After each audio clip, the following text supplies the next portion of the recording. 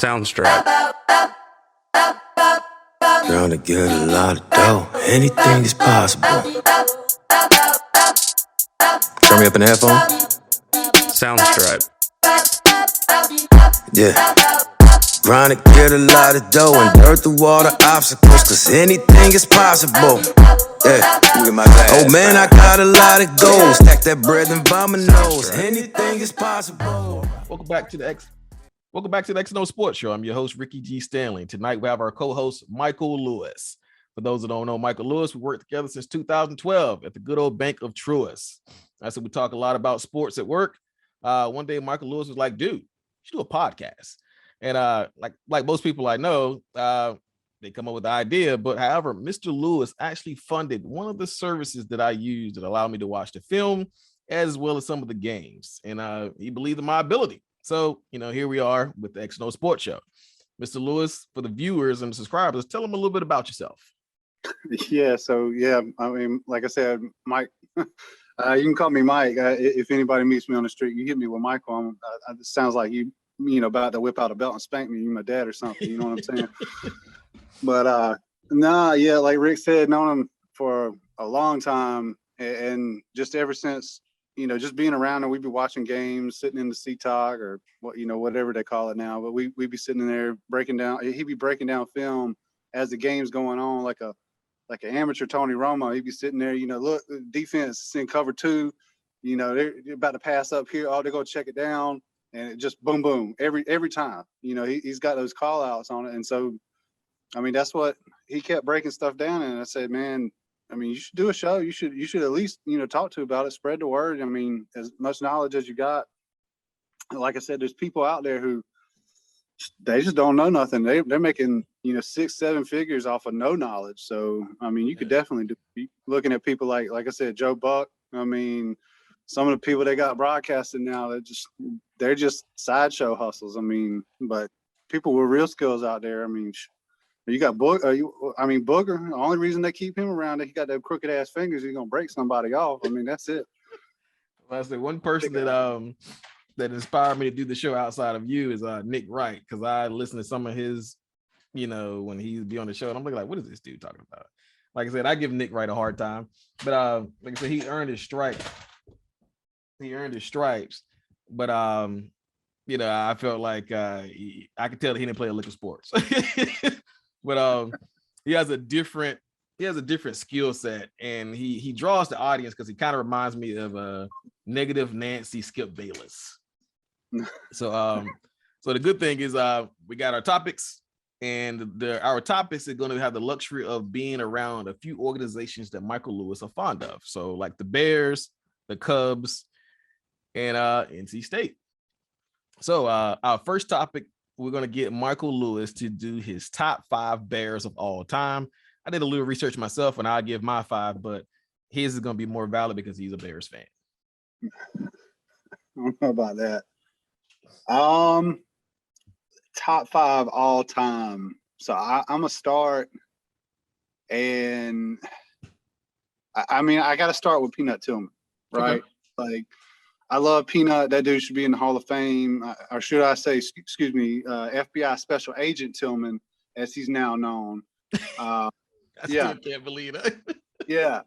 But seriously, though, I mean, if you look, he was. I mean, I think it was like 43 interceptions. I mean, just great career. He's famous for the punch out too. A peanut punch, yeah, and that's where I was going to get with him. Is like you look in the era that he was in, the mid 2000s out to 2013, like it was still ball hard, like you could just go in on people, but he was always focused on that ball. So when they went to basically criminalizing defenses, to make sure that people offensive players weren't get hurt, weren't get punched out like they need to be sometimes. I mean, he was always after that ball. So many people have now, tried to emulate that. And that's what they're teaching. If you go to the camps, if you go anywhere today, that's what, go for the ball. Just focus on the ball. Go after the ball, wherever the ball is. If you're a cornerback, you're doing your press. You're on your man. You're getting a little handsy, getting friendly with him. But, you still are going after that ball. You still need to turn your head back. You still need to make that play, or they're gonna call PI on you. That shit, they'll call PI on you if you just look at him wrong. But anyway, breathe on. Yeah, breathe on him. So I mean, like that's who I got to start with, just because I feel like he kind of set the stage for what you're seeing with corners right now in the league. So Absolutely. That's where I'm going with him. And yeah, all time Bears great. I mean, considering the impact that he's had on the modern era, I think it could be argued. I think he's a Hall of Famer. But we'll see. We'll see how that shakes out. But if I could hit like the high notes, the rest of them, I mean, Walter Payton, 34, everybody's guy. Yeah, I mean, he played a little while I was alive, right? I'm only 33, whatever. But I still, as a Bears fan, you go back, you watch that history, you see it. I've watched the 85 Super Bowl. I've seen all of that. I've seen which he didn't even contribute a whole lot there. He got kept off the field, really, or he did contribute a lot, but he didn't get his credit. He didn't get his touchdown in the Super Bowl game like he should have. I was trying to figure out why they didn't make sure he got one, because he's been playing so long. I don't know. Broke every record, held, passing, he held almost every running back record for years. I mean, thank you, Miles Sanders. I appreciate, everybody. Yeah. But seriously, like, he best running back that's ever been in the organization known for running backs, has had plenty of great running backs come through there. I think he set the precedent for a lot of backs to come through there. Yep. He was great. No question on that. Then I'll go back to modern era again. We're going to have, let's let a melonly challenge brother get in there with Brian Urlacher, holding down the middle. So, I mean, the dude was smart. Like, that's the only way I could put it. Yeah, I mean, was he fast? Yeah, I mean, yeah, he was big. Yeah, but I mean, they were playing in that Tampa too, so the middle two linebackers there, I mean, you had to be on your game. You had to be able to cover. You had to be able to hit. You had to be able to, wrap up. I mean, every skill set that you have that you're seeing, I mean, really from what you see in modern defenses now, Brian was already doing that. Yeah. And obviously his numbers don't lie. Obviously he's got that ball-headed Hall of Fame bust now. So, I mean, I think the proof was in the pudding with him. He came through. He was great. And I think that'll last. Yeah. But you go back and you look, and that's one of the things I love. I love defense. I played offense, but I love defense. And that's really the history of this organization is just built around defenses. So, I mean, huge contingent of great linebackers, recently Urlacher, right now, we got Smith, but if you go back, you go back to the days of that 85 defense, and Mike Singletary is also on the top of my list here too. And not just because, Mad Dog, he had them eyes and he was staring everybody down and he was going to take you down. I mean, if you look at what defenses were running back then in the mid or early 80s when he was coming out. Yeah, the 46 defense. Yeah, I mean, they weren't doing anything really. Like, they just throw in three linebackers and like plug the holes. That's it. There was no scheme back then. Really, it was. I mean, a little bit, but they weren't playing like that. And Mike, I mean, he had the versatility, and that's one of the things that I felt like he came up a lot of interceptions in his career. Just being able to be patient and using them eyes, watching the quarterback, making sure where he was going to go. Right. Yeah. So Singletary, another Hall of Famer, shitty coach, but that's a different. I can't blame him for that, right? As a player, definitely. And then, I mean, this is probably an homage, really, to the whole organization. But I look at Hall of Fame, and like what qualities about a player transcends, everything. Like what makes them great. And I gotta go with George Halas, right? Quarterback, wide receiver, did everything. Back in the 20s, founded the team, drove the team around everywhere. You know, they weren't making shit when they started, and he built that whole team out of nothing. Okay. Played on it for years, then coached it on and off until the 70s. He's got more head coaching wins than Bill Belichick. I think he's second to John Chula. So Man. I mean, that's rarefied air. You know what I'm saying? Like that's great. You ahead of Bill. That's yeah. Yeah. I mean, you on there. Now, granted, I mean, he lived to be like 600 years old. So I mean, I get it, right? But still great. And I think that's what defined it really is he built that team while as a player, you know, I don't even think they had a quarterback. They just had a dude who passed and ran it back then. I mean, they weren't even a position, but he built that. And he, you know, I can't say he modernized the game. He did when he was playing, right, with the wing tee, with all of that, you know, some of the I formation stuff. Mm-hmm. You know, he was big in kind of changing up how they were playing at that time in that era, right? You know, pre-Super Bowl era. So that's definitely part of it. Cool. Okay. So you got some good ones there. Yeah. That's your 5, right? That's my 5. Yeah. Okay. So trying to think. I got my man Peanut at the top. Let's see. I said Urlacher. I said Singletary, Hallis, and Walter. Yep. All right, cool. How about, like I said, I've watched the Bears, but you know, I'm an Eagles fan. But I do have some favorites off the Bears. And number 5 to me, you know, I went offense. I went with Mike Ditka. Like I said, he played 12 years with the Bears, and he was gritty. Like I said, we'll get to Ditka. We'll get to Ditka.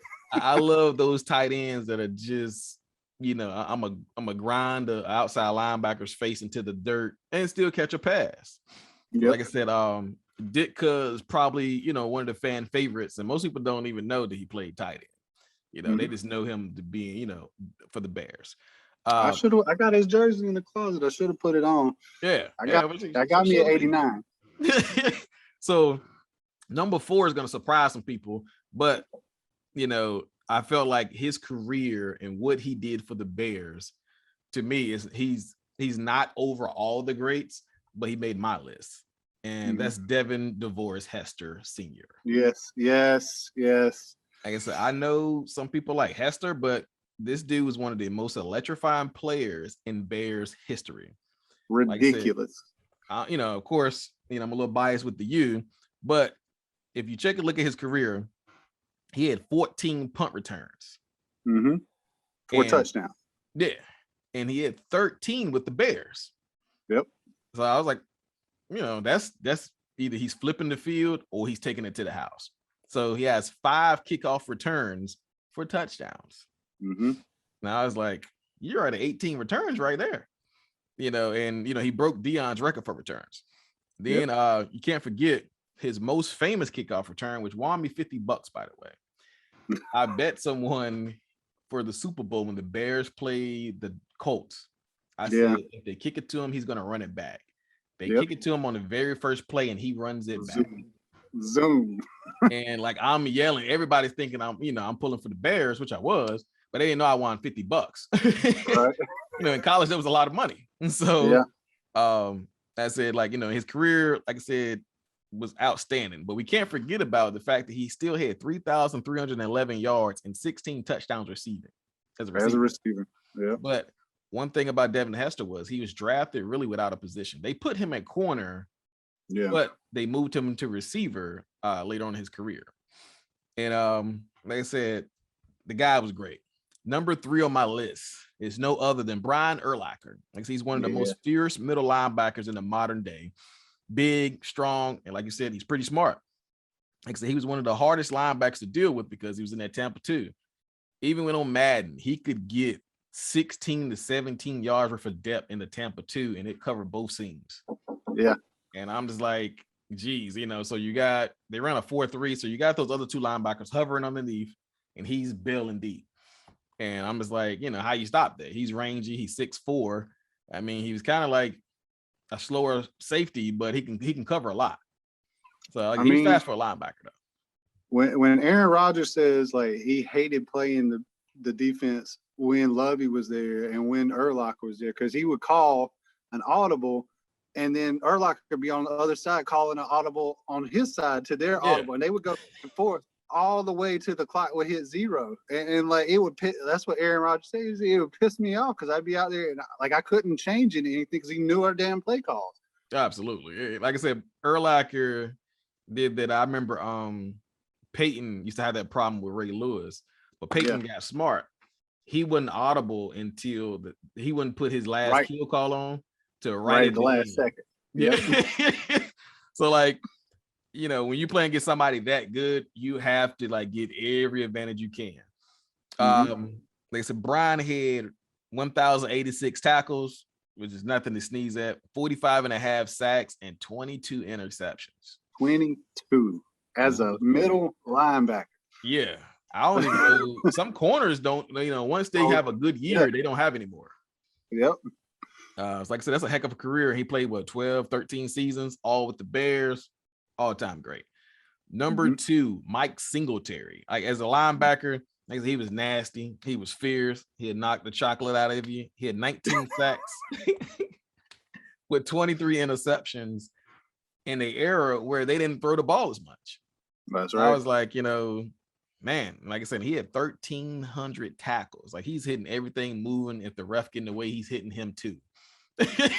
So, number 1, Walter Sweetness Payton. There we go.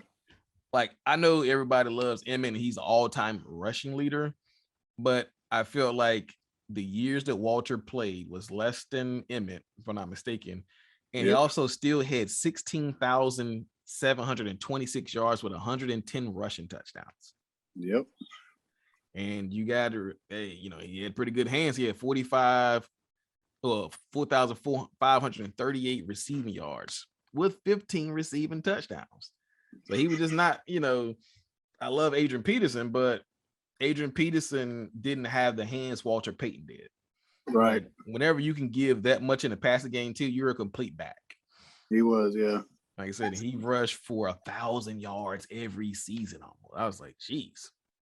I mean, back then too, you know what I'm saying? Like when somebody would crush your soul on a hit, you know, like it won't a big, it won't now, you know, you barely get near somebody and they're throwing flags out. It was like you tearing teeth out there on the field. You spitting up, you know, your guts out there. Oh, absolutely. And he got 400 carries a season. I'm like, geez. Yeah, he got work.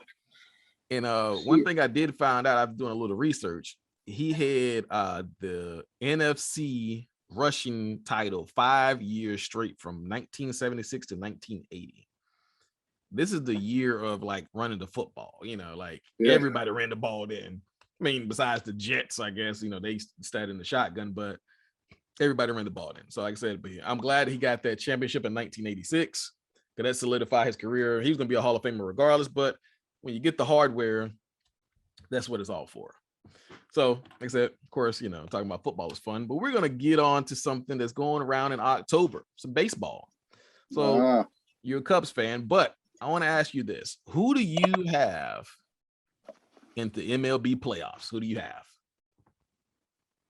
Oh, I don't know, man. The Dodgers? I don't know. So I'm glad you said that. So, you know, I'm a Phillies fan, but I have my money on the Dodgers. Now they're down, but it's a 7-game series. So I think they can come back and hopefully they got what it takes to, you know, they make a comeback. So they're the returning champs. They can advance. Yeah, to me, they're like the new Yankees. All right, like they're the West. This is Yankees West. Yeah. I think they got a more complete team. If you're looking at the rosters, I mean, their pitching is crazy. Yeah. So, and if I'm not mistaken, they still have Turner at first base. They still have Mookie Betts. So they still have their solid positions out there. Yeah, they're good. I mean, I think the Astros could push them. Yeah, if they make it through. But they're not cheating this year. Yeah, but no, I mean, I think they're going. that's like I want the Astros to go through. You know what I'm saying? Yeah. Like I don't know if they'll make it past the Sox. Sox are pretty good. But I think if the Astros got that comeback story too. You know what I'm saying? We fired everybody, got rid of everything. You know, we're coming back. You know, they're still doing good. So Absolutely. I mean, as long as you ain't handing out dope in the locker room, you'll be all right. Yeah, I'm gonna say, I think they have what it takes to push them because once I don't know what it is about the playoffs and the Astros, but they turn into a different team. That's right. I seen them blow some games, and I also seen them like turn it on in the playoffs, and it's just like they're a different team. Speaking of baseball, I'm gonna ask you this. It could be a very short question. What do you think it is going to take for your Cubs to get over the hump? In one word, a lot. So do you think it's more pitching or you need more bats, more defense? Yeah, a little bit of the first two and definitely the last one. So if I was going to go with it, I think we're all right. Trying to really evaluate, I think we're okay at pitcher. Like I'm good with how we're at, you know, how we're there right now. But if we look, like if I went, and I mean, spoiler alert, like I had to go look at kind of who we brought in, but I mean, like pitchers, Rodriguez and Hendricks, but I think that they're pretty good. And Vic, you know, they're all right. But I think one of the things right now is that the GM, you know, we knew that we weren't in a win now mode. We weren't going to win. Yeah. And so he made some smart deals. And so that's what I'm seeing now is we're going to have like, I don't even know, like, I think we're only going to be spending like 54 million in guaranteed cap. Oh, wow. So it's not much at all. I mean, considering, you know, MLB prices, right? Yeah. That guaranteed money there. Yeah, if you look at it, like we're good at catcher, we're good at pitcher, but then like infielders, nope. Yeah, you get rid of all the outfielders, nope. You can get rid of all of them. Like, I just don't. I don't think. But I mean, you could kind of clean up a little bit. I think you could sign like some of the free agents that are out there, like Robbie Ray, Alex Wood. Get your bullpen real deep. Yeah. I mean, because that's where the game's won at, right? You know, that's where the game is won at. It's where the game is lost at too. Ask the Phillies. That's right. We blew so many leads this year because we had a bad bullpen. Like we had a game, we were up like 9-3, and I'm just like, okay, we got this. And like I go to the store and come back, we lose 11-9, and it was just like home run. I'm looking like, man, like first of all, like all you do is pitch. So like I know these guys can, you know, hit a flea off a dog, but like you gotta hit your spots. This is all you do. It's not like, okay, you're a relief pitcher, but you also play outfield. You know, this ain't high school anymore. So this is all you do is pitch. Somebody that's been pitching a long time, but people forget about is Jefferson Margie. I mean, he's not like top 5 pitching, but like I've never seen like several people just go yard on him immediately as soon as he get in. Like your first 10 pitches, they send 2 over the fence. Like they can't really sub you out after 15 pitches. I mean, that's a bad night. So like we had some bad nights as a Phillies fan, but we still finished 2. But what made me upset was we started the season off 6-0, then we went like 8-2, and then it was just all downhill. Yeah. So so for the people that watch, you know, Michael Lewis is you know, he's sitting down, he's 6'6", and he played tight end. So I want you to know, and I want you to tell the people, who are your top 2 tight ends in the NFL right now? Oh, right now. Okay, so see, I was gonna say Ditka because I thought it was gonna be like all time. I mean, and you know that is like that dude was nasty. Yeah. The coach, right? But in the NFL right now, I mean, there's actually quite a few if you're looking around. Quick hits. I'll go with last year's Travis Kelce. Okay. All right, like he was great. Mm-hmm. And he's been good. I mean, he's been real good, Pro Bowl level for a long time. But I just feel like the Chiefs kind of dropped off. I don't know what's happened to them this year. Most of their plays are down the field, and people are like squatting on the deep stuff and like, hey, you're gonna have to keep everything in front of us. Mm-hmm. And that no look stuff, people are like sitting in their zones down waiting for it. And like I said, he lost both of his tackles, so it's not gonna be the same. Because like one guy hurt and then they cut the other one, and I'm looking like, you don't have too many tackles 6'8" that you can just cut. No. So I'm just like, and then they lost their guard because he's a doctor, so he went to go fight, the COVID-19. So you lose 3 offensive linemen, and like I said, I don't really think it's play calling because Andy Reid is pretty good with the play calling. I just think some of it is execution. And I think that Mahomes has every God's gift when it comes to throwing the football, but he's going to have to play more from the pocket and not that, oh, I'm going to try to make every play. It's okay if you take a page from Aaron Rodgers, he throws less interceptions than everybody else because he's okay with throwing the ball away. Most of these kids are like, I got to make every play. And it's like, it's not high school anymore. And when I played, it was like, hey, throw it away to see another day. I had no problem throwing it away on second down. Third down, I'm probably going to try to make a play, but if it ain't there, it ain't like we getting blowed out. So, I'll throw it away, punt it away. But like, I see so many kids now, they'll force it or they'll try to throw it across the field. I got chewed out doing that in high school, threw it across the field. And it was like, you never do that. And I see so many kids do it now. I'm looking like, you can get away with it when you got a big arm and your guys understand that you may throw the ball.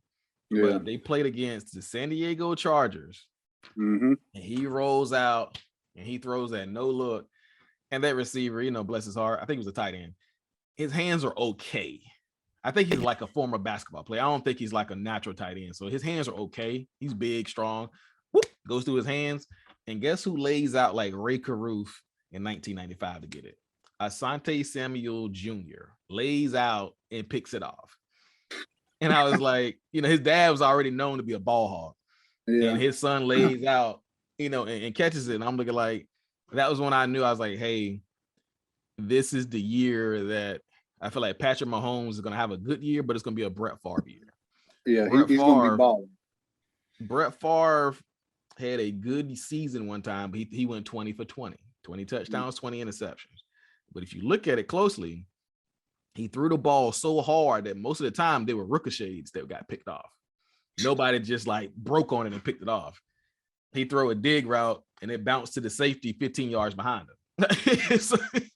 so I feel like he's going to limp it to the playoffs, but I think it's going to give him time to get around it. Yeah. But as for tight ends, I have Travis Kelce at 1 and George Kittle at 2. Now, George Kittle, when he's healthy, the guy's a dog. He'll run block a defensive end. He'll get shifty on a safety.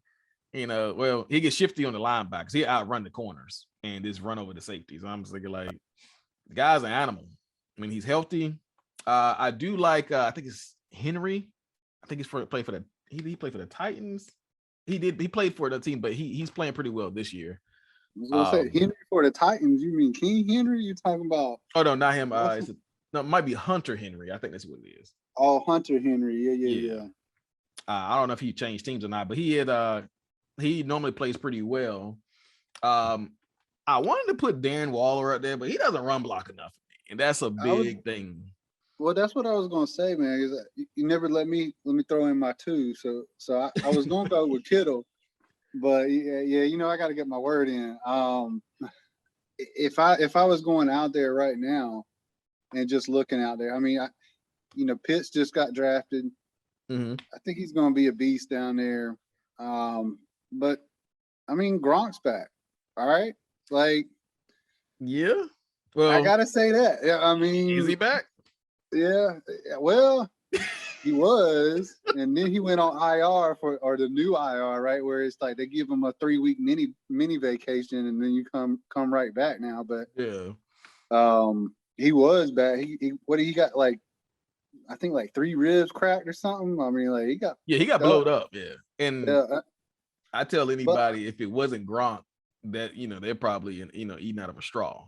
Exactly. Like, that's what I'm saying. Like, the dude is too big and too damn stupid. I mean, that's really what it is. I swear there was so many memes back then in the Patriots, like, fuck it, like Gronk's in there somewhere, just throw it. That's really what it was. I mean, but no, I mean, you talk about complete tight end. I mean, that dude still will maul you in the run game. Oh man, they still push you down. Like, it's like having an extra O lineman right there. It's like he went jumbo package. You know what I'm saying? Like, he's holding it down solid. Is he listed at 6'7"? I can't remember. The dude's big as shit. Like, that's all I know. He's like 6'7" and like 270. Like, it's like, I mean, it's like a light O lineman. You know what I'm saying? Like, yeah, like most times, big dude. Most time your guards are like 270. Yeah. Yeah. So I mean, like, yeah, I'm about to say. So like when most people like, well, you're a Philly fan, and why did you put Zach Ertz in there? Because Zach Ertz don't block. I love his. He can't block. I grew That's to why love. They got it right. That's yeah, why I grew to love him. It. You remember Brent Selleck? Yep. Brent Selleck played almost 3 extra years because Ertz couldn't block. Like, all he was down there, because that's when we had Chip Kelly. All not Zach Ertz, but Brent Selleck was there for was to block. He caught maybe 6 passes all year, and most time it was just run block. And I was like, Ertz, if you block a linebacker, maybe, but it's only one person that makes me more upset that don't block. And his name just slipped my mind. He's from Miami. Jimmy Graham. Oh my God, that dude makes me upset. He's on the Bears. He would not block a soul. Yeah. Yep. No, I know. He's on the Bears right now. They got his ass on a 1 year, $10 million contract right this year. It's stupid. He ain't nothing but a vulture. And we just drafted a really good tight end too. Like, I figured they were going to cut him this year, but I mean, they've been calling up some packages for Fields with him and the other tight end out there, and he's doing a little bit. He's got to do something to earn that paycheck. So yeah, I remember when he wanted more money, or the Saints got tired of him. I forgot how it went, but when they sent him to Seattle, and I was just like, okay. So most of the time, like, even with Zach Ertz, we never put him at the Y. Right. Like, he's a Z. We'll put him at either the Z or we'll put him at the H, where like he's a tight end, but he's off the line. Yeah. So he can get a free release. Now, the funny thing is when we did put him at the Y, I'm like, we ain't running the ball. He'll go out there for a play action pass. I'm looking like, I told you. So Jimmy Graham, like, is a good jump ball threat, but like I watched him, they went too tight. The Y is down, the H is off the line of scrimmage. Yeah. Outside linebacker looks into the soul of Jimmy Graham, and Marshawn Lynch catches a stretch play. So he gets the ball. When he does this and closes the gap, Jimmy Graham is in his chest. That linebacker blew Jimmy up and drove him back. Most time a stretch play is supposed to break outside. He had to cut it inside to where the center was because Jimmy got blowed up. I'm looking like, first of all, like, if he's gonna man you like that, you got to cut his legs right at the line of scrimmage. I've never seen a guy that big, that deep, and get blowed up like that. I'm just like, well, he got popcorn muscles. He's like 6'8", but I mean, he still thinks he's playing basketball. Like, that's really what it is. Yeah, I mean after like 10 years, like, come on. Now, he played when Ja'Cory Harris was the University of Miami's quarterback. Like, that's how long ago he played. Oh, I'm like, dude, like, come on. He only really played for us 1 year. But speaking of the Bears, we're gonna shoot from the hip. How do you feel about Justin Fields starting the season early? Like, I love it. Yeah, I love it. I think it's great. You need to get him in there, let him cook, let him figure shit out. He's got to learn how to read defenses, cut his teeth. Matt Nagy figured out that he sucks at play calling. Mm-hmm. So he handed that off, and you know what? Because that keeps him from getting fired. Yeah, but they've got a game plan at least. Like, even before they had a game plan, when Dalton got hurt, you know, that game when Fields took over, he was completely unprepared. They didn't have a package for him. They didn't have any idea how to run a rookie quarterback. You know what I'm saying? Like, he wasn't handing off to the run game, which our run game's strong. Yeah. It's strong. So like we had Montgomery, he's out on IR now, but I mean the rookie we got, Khalil Herbert from Virginia Tech, he's killing it, runs hard, cutting fast. Damian Williams been in the league, came over from Kansas City, so he knows the scheme. Good running back. I mean, like they didn't even have a plan to develop him, it seemed like. And so now, not this game against the Packers, because the Packers always kick our ass, but past two, I mean, we pulled out over Vegas, which granted, and I was there. Yeah, I was in Vegas. Did you see that game? Shit, so I didn't physically go there, but I was in Vegas and I saw all the like when I tell you the Bears fan travel. I got there Thursday. I saw so many Justin Fields and Walter Payton jerseys by Saturday. It was like I saw twice as many people in Vegas. And then on game day, like I stayed in the Palazza. It's right beside the Venetian. The whole, walking through the gambling casino, all Bears fan, chanting. So like they travel. And I was like, hey, I thought it was a lot of Eagles fan, but who they the travel. fuck wants to be in Chicago in the middle of October? You know what I'm saying? When you go to Vegas where it's warm, it's nice. Yeah. And it was like 76, wasn't too hot. Yeah. Getting in the pool. Let me see. That's what I'm saying, man. They got a little bit of a plan for them. They're going with some jumbo package, running games, and they're doing RPOs off of that. They're doing play action off of that. So that's really how you start to develop and figure out what he does well. So only thing that bothered me about him was I told somebody on my other episode, I said week 8, I feel like, if they're 6-2, stay with Andy. But if they're 500, bring the young guy in. So he didn't make it that far because Andy Dalton got hurt, which I feel like that was staged. He wasn't hurt.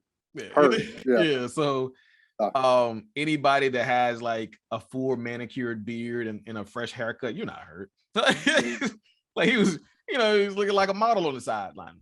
So man, that's a Chucky doll. He pop out, same haircut and beard every time, looking perfect. Yeah. What bothered me? We got the biggest QB bench in the league right now with damn Dalton and Foles sitting on it. Yeah, it's ridiculous. Yeah, like that's a lot of, and I do like that they kept Foles and Andy Dalton because he has two people that he can learn the game from. Because Andy been in 13 years, Foles has been in Super Bowl, he's been in for at least 10, and he's ran his own team twice. So with Fields, when they played against Cleveland, like I said, I'm just the guy behind the mic. That was the stupidest thing I ever seen. Why play him against Cleveland and you have the Lions the next week? No, I would have let Nick Foles, hey, go ahead and get stretched out. You're gonna play today. Take them licks. Yeah, and because I made a statement in one of my episodes. I said, why do you play Nick Foles against the best pass rush? Nick Foles, 4 games in a row, he had to go to in order to get to the playoffs. He played the Bears, he played the Texans, he played the Rams, and then I think we finished the season off with the Cowboys. He played against those 4 teams and only took 2 sacks. This is against Aaron Donald, Khalil Mack, and I forgot and JJ Watt when he was good. Yeah, when he was good. Yeah, he understands what he sees. He's not going to hold the ball long. If he takes a sack, it's because he has no choice. He sure can't run. So he gets the ball out quick, and I was like, that's who I would have played against him. And if anything, that's what I would say. That I could say they shouldn't play Foles because he's a statue and we can't pass block for shit. Like, no, I would have played him against the Cleveland. No, I would say Fields for the Lions. I was like, hey, you're gonna buy him another week. We're gonna run a package for him and the Lions, But that's what I'm saying. Like, if you look at it, like they didn't have a game. That was Matt Nagy still coaching for Cleveland. They didn't protect him. They didn't throw any jumbo package. There was no tight end usages at all. Like you didn't see tight end. Like the tight ends thought that the linebackers had damn COVID the way they were staying away from them in that game. I'm serious. Like they were not going near them, and they couldn't put 2 tight ends on the field. I mean, you were running just empty backfield. 10 personnel, 11 personnel, maybe. I mean, I think 73% of the time, like it was ridiculous. Yeah, in they that try to game. spread it out. Yeah. So Garrett and crew, I mean, Clowney, they just teed off. It was just like, oh, this dude ain't going to make nothing. They can't pass block, so we're just going to come at him. And guess what? They whooped his ass all over the field.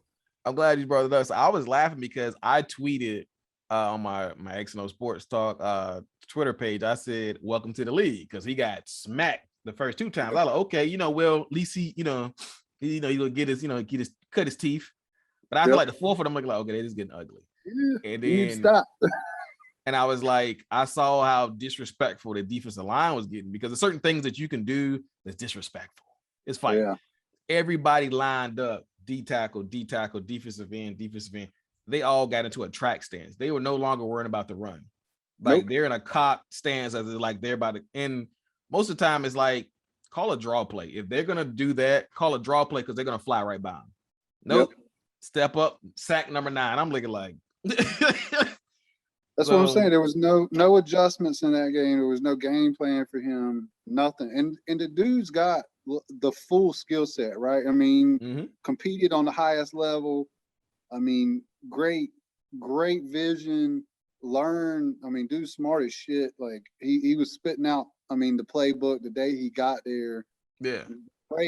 Great quarterback, and he can uncork it too. You know what I'm saying? He could take the top off and he could pop that deep ball down there with some touch and accuracy, which is something that we never had. Especially not with Jay Cutler. Man, I love Jay. He had a bazooka. You know what I'm saying? He would fire it, but damn, if it didn't have a targeting system on that thing, like he could get it. Look, Jay was like Cam Newton when it came to throwing. You know what I'm saying? Yeah. Like that's really what it was. And Jay, I swear he had that cigarette dangling out of his damn helmet, because he just be like, yeah, fuck it, I'm gonna throw it. Boom. Launch code. So that's what I told you. That was my Bills comparison. Like Josh Allen is a good Jay Cutler. Yeah. All right. And that's how I feel about Josh Allen too. I feel like he's good, but I feel like he hasn't hit that adversity yet to show his true colors yet. Everything's going well right now. But hold on, once I finish the outro. I got something else to ask you. All right, everybody, this is Mike Lewis. If you have any social media platforms you want people to check you out on, this is your time. No, man, I'm a ghost. Yeah, I don't even, and I put Instagram. A question mark beside that because I was like, he's not on social media. But you know us cybersecurity folk. You know what I'm saying? Like we can't be out there like that. People be stalking us down from China and shit. Exactly. I got a lot of aliases out there to be peeking. So yeah, there you go. You can find me on LinkedIn. All my credentials out there. I keep a professional presence on the internet. I do not keep a personal one. Damn social media stuff is a waste of my time. I'll be sitting there for 6 hours on YouTube wondering what the hell happened, and then I get in trouble at work. So all right. Hey, this is our co-host Michael Lewis. I'm Ricky G. Stanley, and we are out of here. Trying to get a lot of dough. Anything is possible.